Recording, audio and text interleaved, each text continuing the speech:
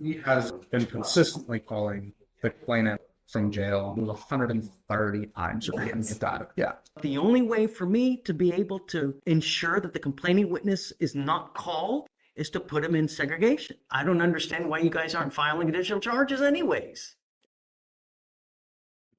Do you understand? No. Don't contact the complaining witness. Don't use anyone else to contact the complaining witness. Don't use anyone else's number to contact the complaining witness. This case honestly blew my mind. Imagine someone calling their ex over 300 times from jail. Like, bro, you're literally locked up and still finding ways to harass people on the outside. That is next level delusion. The judge is already fed up walking into this hearing, and the prosecutor basically walks in with a whole call log that looks like a telemarketer's work shift. Meanwhile, the defense is trying to play this weird technicality game like that suddenly erases the fact he's blowing up her phone every single day. It's one of those hearings where you can tell the judge is away from saying, "I'm just done with this." Let me know in the comments if you've ever dealt with someone who genuinely cannot take a hit. Let's dive in. I have Mr. Avella here. Hey. We're here on Mr. Wiggins. I'll let him. Something else happened? So, Judge, No. he has been consistently calling the complainant from the VPO from jail. I believe at last check on Friday, it was since March 26th, it was 130 times. Yeah. So, Back in. Well, he's in He's custody. already- He's in custody. No, ag seg. Goes in ag seg. Judge, So privilege is revoked. can we get Ramona to make a record for Sure. that? Okay. So, I'm up. Judge, Yeah. Ramona wants to know for on the record. Oh, Yeah. we are going on the record. If you want to talk, please go outside. Okay, so guys, for the record, please announce yourselves. Stay. action of the equity statement. Anna Edie, EADY for Mr. Wiggins. Nathaniel Meunier spelled Munier, also for the defense. So hold on, before you get into anything, stay. You wanted to bring something to the court's attention.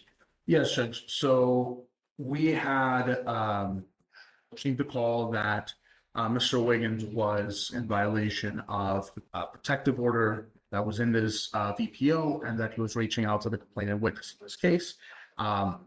We have checked the jail calls. Those jail calls show that since March 24th, which is, of course, after the October VPO, since just March 24th, we have 293 calls made to the complainant's phone number. Just yesterday, we had at least 28 calls to that number.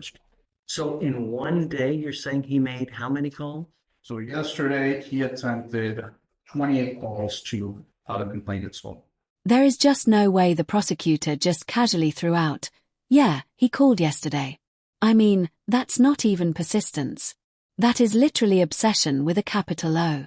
I mean, if my phone rang that many times from the same inmate caller ID, I'd probably be throwing the whole phone away. And the craziest part is the judge is trying to do this the right way, but he's just making it impossible because he's probably using other inmates' PINs to dodge restrictions.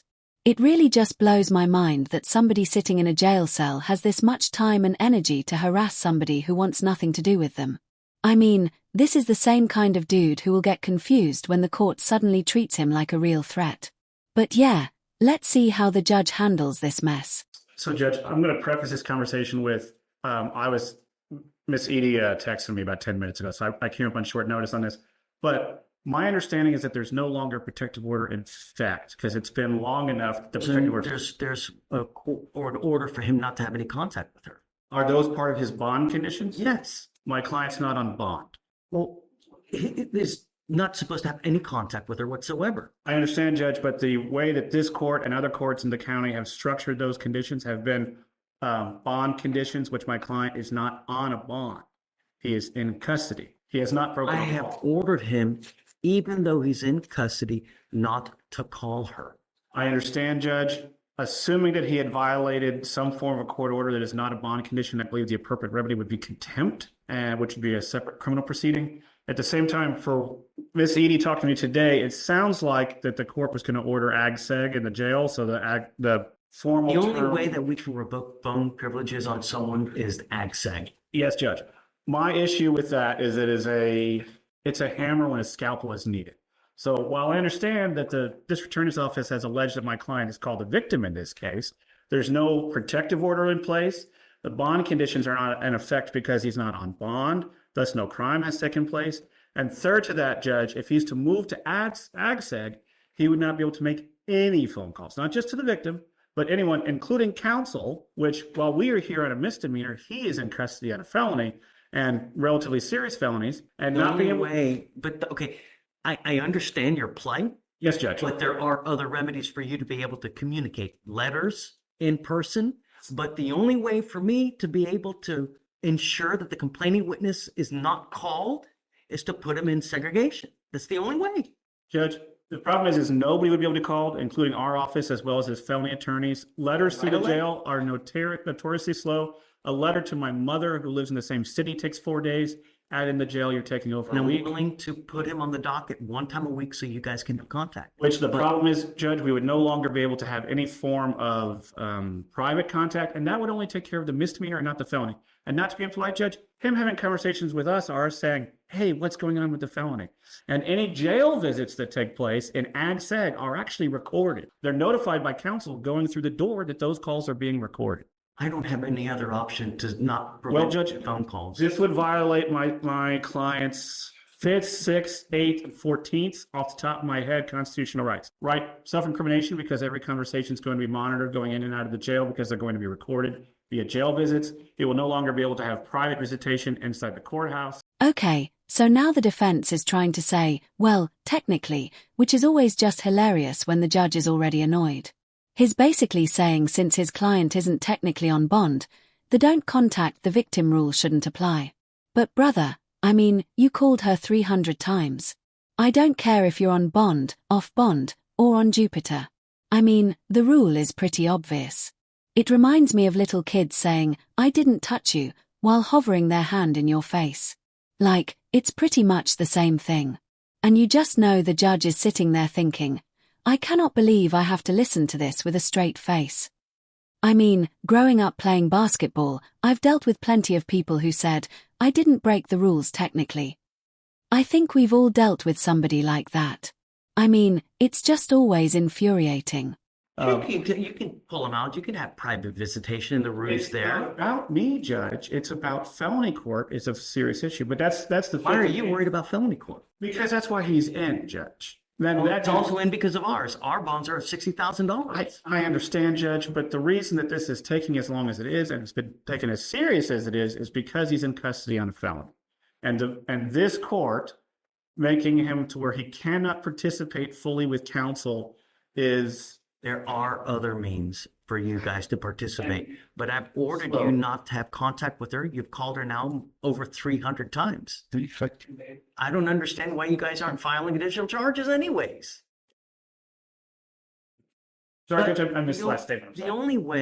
only way that I can prevent him from making 300 phone calls is to put him in So another wing. I was going to talk with the DA, and obviously, if my client's making these calls, and that's an if, he's dialing a single number, the jail's numbers can be easily blocked. I've done it on my cell phone numerous times when I've changed cell phones. Over the weekend, last weekend, I had 15 jail calls from one client. And as annoying as that is, it's very easy to block it on your cell phone. And I assume the victim could do the same. I have not heard anything from the state. Tell the victim what to do, Nathan. I'm not going to say, can you please block your number so we can't call you? The least restrictive means, Judge, strict scrutiny dealing with constitutional rights. No other way to prevent him from making phone calls. I have acquiesced to you guys before, and I have admonished him before. Please don't. We put you in seg. Last time, you were there a month. You came here begging and pleading, I'm not going to do it, I'm not going to do it. And now we have 300 phone calls. So I don't know what else to do. But now, back in accent. I'm going to sprinkle the word allegedly to the phone calls because it's the kind of thing where records would exist that have not been provided to the defense by the state.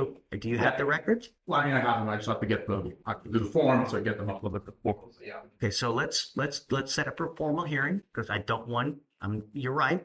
I don't want to give you state the benefit of the doubt without him actually or Anna actually seeing it and seeing that the phone calls were actually made. So let's set up for a formal hearing. How soon can you get him the evidence? I mean, it could be tomorrow, it could be a few days.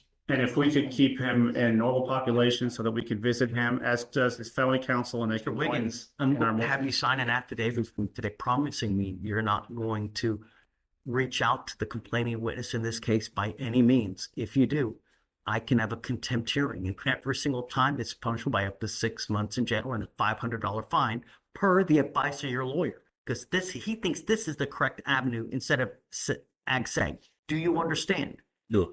Don't contact the complaining witness. Don't use anyone else to contact the complaining witness. Don't use anyone else's number to contact the complaining witness. I'm going to rephrase what he just said. That means calls going through third parties. So if you call mom and have mom call her, that's against the rules. If you call mom and have mom forward the call, that's against the rules. I said real. And now we're down to a signed promise. The judge basically has to give him one last put it in writing moment before he can legally hammer him if he calls again. And I'm going to be honest, watching him swear he won't call after he already blew past 300 calls is kind of hilarious. Like, bro, you didn't listen to your original rules. But sure, I guess a piece of paper will fix everything here. But yeah, you can tell Judge Fire is trying to stay patient, but even his thinking there is just no way this man is sticking to this. And honestly, guys, do you guys think he's genuinely going to stop here? I mean, I doubt it, but let's see how this one wraps up. This is the affidavit that you're going to sign promising me you're not going to contact her or the complaining witness in any of my misdemeanor cases. Do you understand? But just get it as soon as you can, get it to them. Have a hearing on Monday to see whether he's actually making phone calls that we ordered him not to. This is you swearing that you will not make these calls. And let it be clear that it truly have no least restrictive means than to deny his ability to make phone calls to the complaining witness. There really is no less restrictive means. Judge, my understanding is that the jail can prevent Mr. Wiggins' SPIN number from calling. In the last time, he used someone else's SPIN number to make the phone call. What's that? So, well, we'll see this time. I don't know.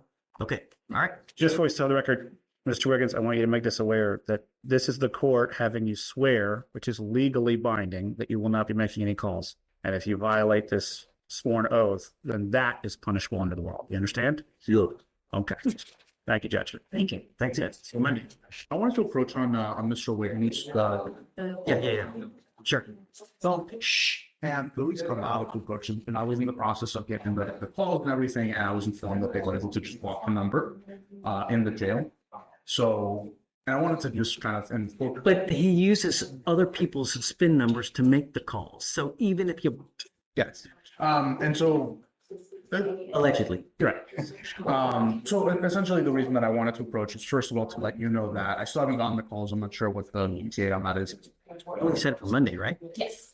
Yeah. And I just wanted to let you know, I mean, from the state's perspective, when I talked to Jason, when I talked to, my superiors, when our act was to block the number. And I wanted to, kind of let you know that has happened. Thankfully, in the last however many days, there's been no calls to that number at all from the jail. So I wanted to make you aware of that as well. Can they block the whole phone number so that no one where any SPIN number can access it? I can certainly ask. I think that would be the optimal. I think that would be optimal. Because, what we have here, and the last time is the way that they were doing, what he was doing allegedly was he was using other people's SPIN numbers or SID numbers or whatever it is to be able to make the phone calls. And, when I was looking through the records, I didn't see any spin swapping because I ran obviously her number by itself. I didn't see any spin swapping recently.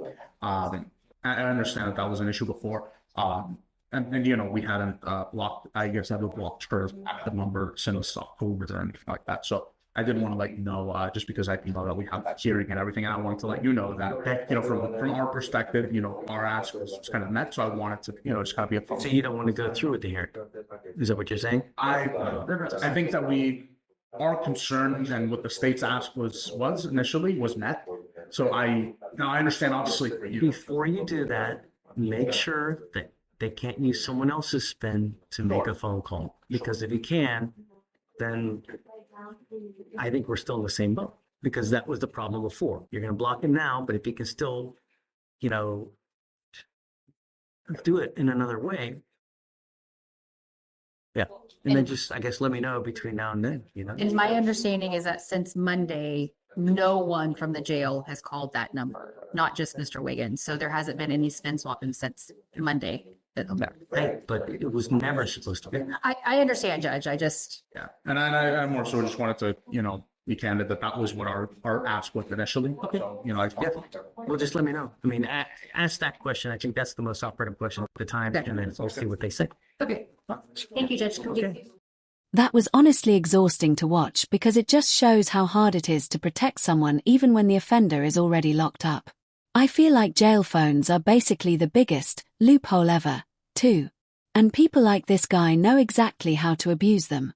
And yeah, on the defense side of things, he tried to make it about his quote-unquote rights, but at some point, the victim deserves peace more than he deserves unlimited phone time. And like it really does just blow my mind that the judge had to go through all of these steps just to block one man from harassing someone who clearly wants nothing to do with him. It really just makes you wonder if people like this even learn anything from these hearings. Like this dude just feels like he has a pea-sized brain or something. Yeah, guys. Let me know in the comments if you think the judge was too patient or if this was the only way to keep it legally clean. Thank you so much for watching, guys. Make sure to like and subscribe as always.